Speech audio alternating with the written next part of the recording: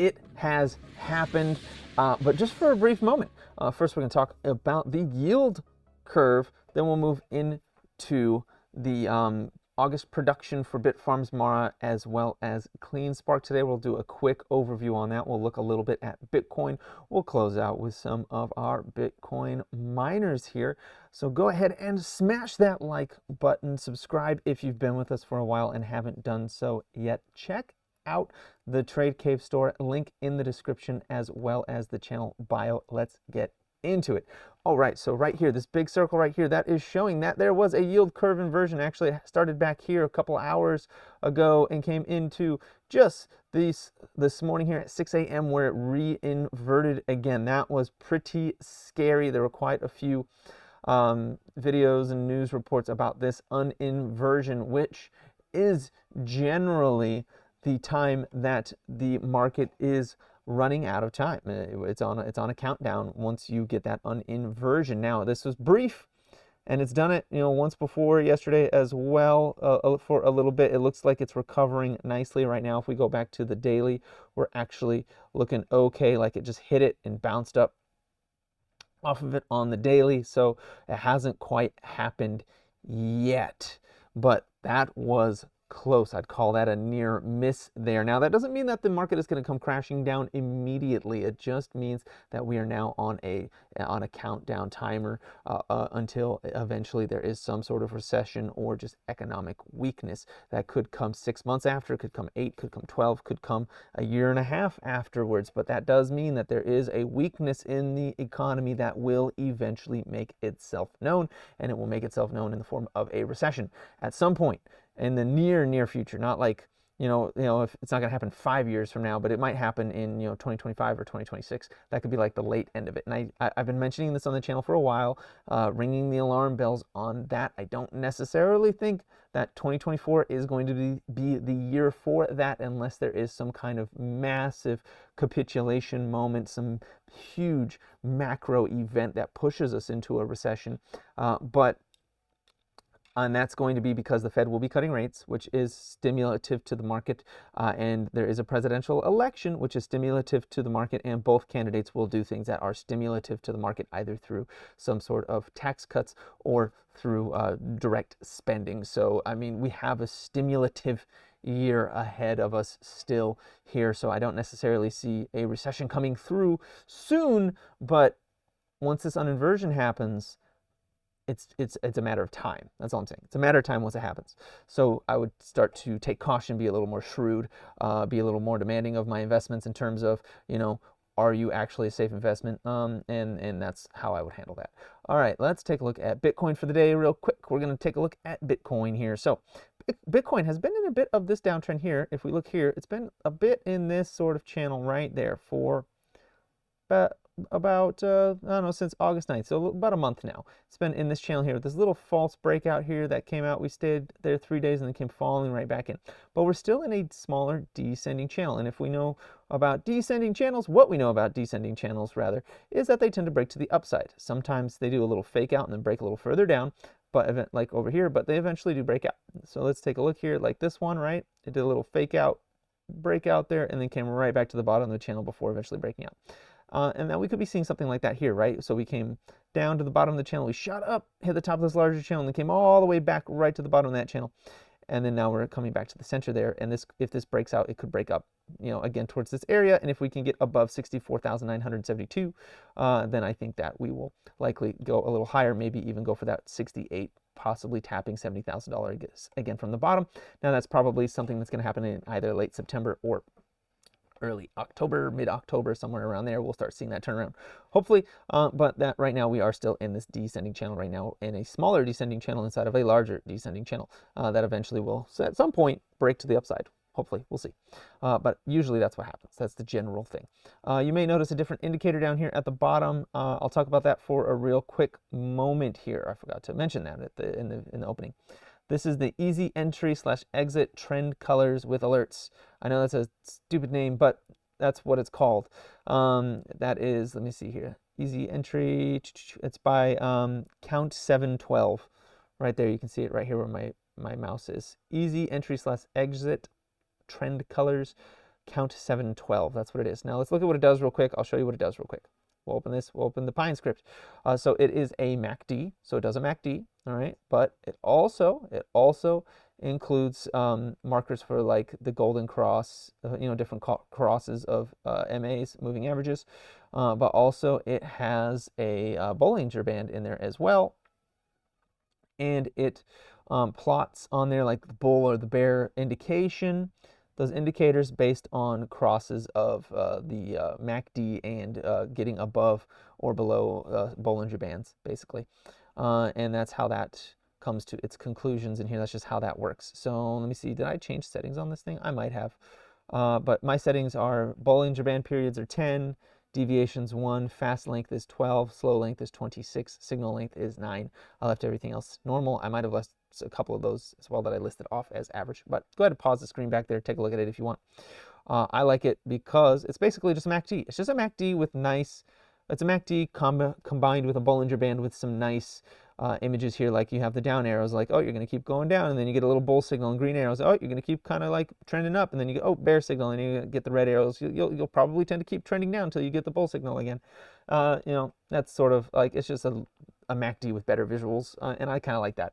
Well, it's not just a MACD, but MACD with better visuals and the extra little features there that I like. So I've been playing with that the last couple of days, and it's been pretty nice, actually. It's been pretty helpful in terms of combining it with my areas of support and resistance, as well as like looking for structure in the chart, of course. But it's been a helpful little indicator. I like it. Anyways, moving on. I didn't make that one, by the way, obviously. Let's move on to the Auguste production. So let's start with Bitfarms. Bitfarms production. So they increased by acquiring Stronghold. They increased their 2025 energy portfolio by 47%.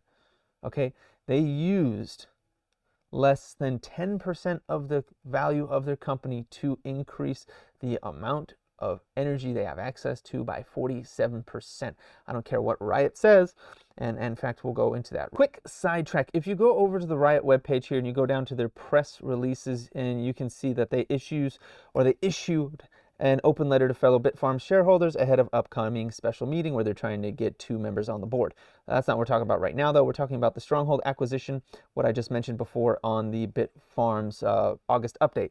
So the concerning Stronghold acquisition, this is concerning to RIOT. They're so concerned that Bitfarms, they paid $175 million for this company, including $50 million of assumed debt, representing greater than 100% premium to Stronghold's closing share price the day prior to the announcement. So they're saying they significantly overpaid for this company. Even if that's the case, even if they overpaid for this company, which I don't necessarily think that they did, if this company had access to 50% of the power that Bitfarms has access to, like if they were able to increase their power access by 50% with less than 10% of the value of their market cap, I think they made a good deal. I think Stronghold got a good deal in terms of getting, and their holders got a good deal in terms of getting more than the company was currently assumed to be worth on the market, and they paid for a little bit of future growth out of what that company could have done. And in return, they increased their energy portfolio by almost 50%. I mean, that's massive. That is huge. That is a great business deal where everyone walks away happy. Something RIOT doesn't seem to know anything about. I'm sorry, but RIOT's been kind of just, stop crying, RIOT. Stop crying. Focus on your own business. Get your own stock up. Get your own house in order. Stop crying. Anyways, moving on. So in August, they earned 233 Bitcoin at Bitfarms. Okay, they increased their hodl to 1,103 Bitcoin. That's great to see. Their hash rate, their operational hash rate, is at 11.3, still a little bit shy of that 12 that they were expecting to have by second quarter of 2024, but we do know that they had a lot of turmoil going on in the company in terms of turning over a CEO, trying to be hostilely taken over by another company. So I mean, it's a little bit, you can forgive the fact that they missed their mark by 0.8 exahash, given everything that was going on and everything they had to contend with in the last couple of months. So I'm actually still kind of impressed with what they've been able to do, and showing that they're a significantly better acquirer than RIOT in terms of increasing their energy portfolio by a huge percentage for a very small amount of their market cap, whereas Riot was trying to spend what, like a third or half of their market cap to get Bitfarms, and gloriously failed at trying to acquire a company that wasn't even for sale, and is now trying to drag them through the mud for not wanting to be sold. Anyways, doesn't matter. Strategic expansion. So they've got a lot of stuff going on in Pennsylvania. They're increasing their stuff in Pennsylvania. They're finalizing their transaction to get another 110 megawatts of power, with 30 expected to come online by the end of 2024. They're also signing a letter of intent to get an additional 10 megawatt site, which will increase their total capacity to 121 megawatts in Pennsylvania by 2025. So that's pretty cool. Let's see what else was going on. There was some other thing going on in here. Yeah, something I missed it up here. So they are acquiring, where is this one at? Because Stronghold Digital, okay, so Stronghold, yeah, this is them talking about how Stronghold is going to expand their, expand them by 950 megawatts. They're also going to position themselves for a multi-year growth with a total expansion capacity of 1.6 gigawatts, because, I mean, I'm sure Stronghold had some older miners that they can replace and build out the sites a little bit further there. So that's actually, I mean, I'm more and more impressed with that acquisition as time goes on. So I'm pretty happy with that from Bitfarms, actually. Compared to July, they mined a little bit less Bitcoin. That's because there was a jump in mining difficulty for Bitcoin in the month of August. They are, a little bit, I mean, significantly lower than August 2023, with a hash rate, a little, almost about double what it was August 2023. But of course, that's to be expected with the halving coming through, difficulty increasing over the month of August. So we're not too concerned about that. Yeah, that's a little less than half. We'll see. We'll see what's going on here. Let's see. Watch Bitcoin sold. Yeah, they sold 147 of their 233 Bitcoin acquired in August. Not in love with that, but I understand that, if they're not going to dilute us into the ground, that they'll need to sell some of their Bitcoin in order to keep the lights on, and that's understandable there. Let's see here, what's going on, what else is going on here?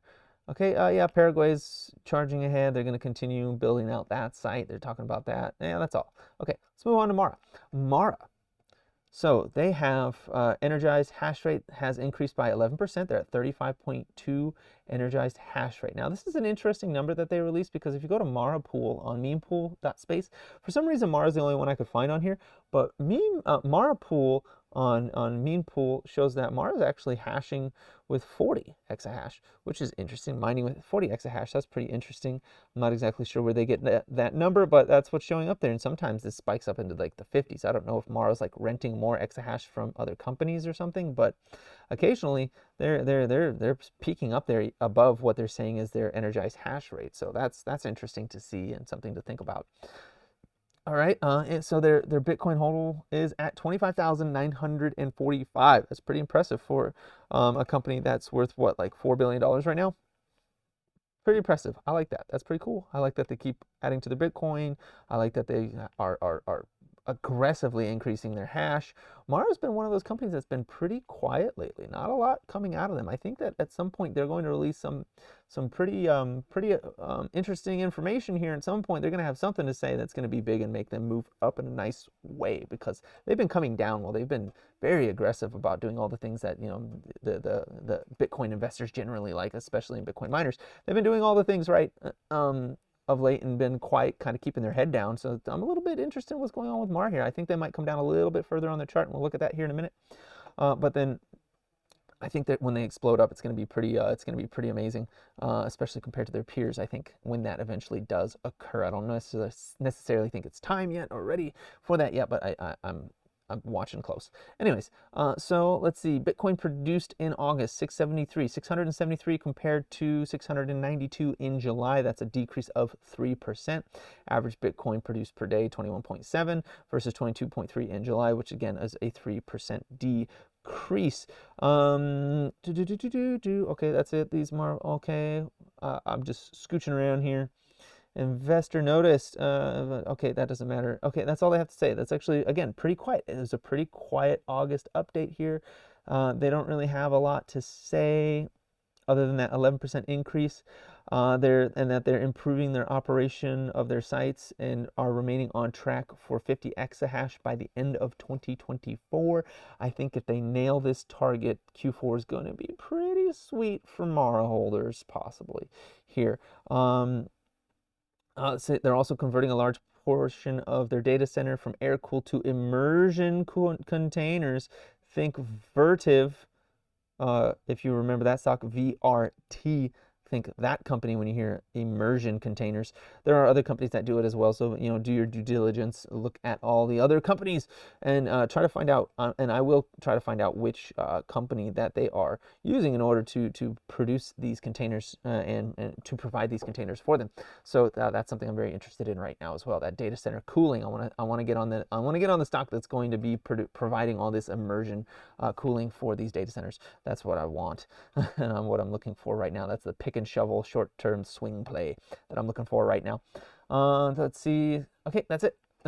Mars been pretty quiet. All right, CleanSpark. What's going on with CleanSpark now? Now since we've kind of like worked out that kind of annoyance that we saw in the market from them last week, it's kind of sold off, and we've seen that happen. Now let's see what's going on with their production from August. So they mined 478 Bitcoin. And increase their total operating hash rate by 1.4 exahash in August. Okay, and they've got 60 megawatts of data center capacity expected to come online this month, increasing their exahash. Now I'm kind of interested why they decided to say it like this versus saying how much, also including how much exahash that would be. Are they staying a pure play Bitcoin miner, or are they potentially considering some HPC in there? Is that why they're saying it in megawatts versus also including the exahash? Like, are they not going to allocate that to exahash? Why did they say it like that? I'm a little interested in what's going on with that. Now I know that they're probably saying that for the because investors like seeing megawatts, because power is kind of like they're becoming like power brokers in terms of what Bitcoin miners are sort of shifting towards into to a certain extent. So I'm kind of curious why they use that specific language in there, and versus tying it to their Bitcoin production directly. So I'm a little bit interested in what that means. So, but we'll talk about that in the future, or whenever that comes out. So they're currently at 22.6 exahash of production. That's pretty great. We're very, very happy with that. I like that. They sold only 2.5 Bitcoin in August. That's actually not bad considering they mined 478, and that's one of the reasons they're doing the dilution, or at least preparing to do dilution. I know they haven't done it yet, but why they're preparing to potentially do dilution is because they're selling almost no Bitcoin. They're trying to hodl because they're expecting the big run up, which we're all expecting. They currently have a hodl of 7,558, right? You better watch out. They're coming for that second place for largest hodl among the Bitcoin miners. So they're coming for it. Let's see here. Growth update. Okay. So they are going to have 15 megawatts of additional power coming out of Dalton here next week. So that's this week. That's great. That's cool. By mid-month, they're getting another 50 megawatts of power coming out of Sandersville. That's also pretty great. In Wyoming, the initial 30 megawatt immersion cooled facility, there's that word again. The company is processing as planned. They're overseeing preparation of the second site and expect to complete closing of the land purchase upon completion of remaining closing conditions. Power agreements for the sites totaling 75 megawatts were expected in July. Okay, so that wasn't quite on time, but okay. Let's see, in Tennessee, the company is currently utilizing 50 megawatts of infrastructure under a hosting agreement, so that's something that they don't own, that's something that they're renting. Let's see, which they'll own upon the completion of their acquisition of Grid, which will also include 80 megawatts of additional data center capacity under construction by Grid. So they're going to get an additional 130 megawatts out of Tennessee from their Grid acquisition. That's actually pretty great for them as well. I like all the things they're doing. I like CleanSpark. I bought more CleanSpark this morning at 860. I'm still piling in on my CleanSpark. That doesn't mean I'm not upset about their wanting to increase the shares by double, but I do still think that they are a company that is going to thrive. Now that the price of the stock may not go up as high as I would have liked initially, but I do still think CleanSpark is an excellent Bitcoin miner. I do still think that there is upside to this, and at $8.60, I do think that it is worth it for me and my portfolio. And of course, none of this is financial advice or a suggestion to buy, sell, or hold any asset whatsoever. Just my thoughts. Now let's go over here to look at the chart real quick. We'll do a very, very quick overview here because I actually took too long to do this and I have to do other things now. So yeah, this doesn't look good. The daily on CleanSpark is hanging out down here. This could go lower. This could even dip into the high sevens here. Okay, CleanSpark could dip into the high sevens. We're gonna look at Mara real quick. Mara, bad. That looks bad. If we get below 1390, then we're gonna go lower. Below 1390, and we find ourselves testing 1183, potentially even 1050 on Mara, so that's no good. We need to see this thing start to turn around, show some signs of life there. Bitfarms, real quick, I'm just going to do these three right now, and then we'll do a bigger update tomorrow with more of them. Bitfarms showing a little more life than the other two, but we're getting an inside bar here, so I really would like to see price get up and above 193 and hold there without a wick on top for Bitfarms to feel more confident about this move. But if we get a move down below 188, then we're going to come test this white line down here at 171 for Bitfarms. And that is the update for the day. That's all I've got for you today. Please like, comment, subscribe, share this video. Check out the Trade Cave store, link in the description, as well as the channel bio, and have a profitable day.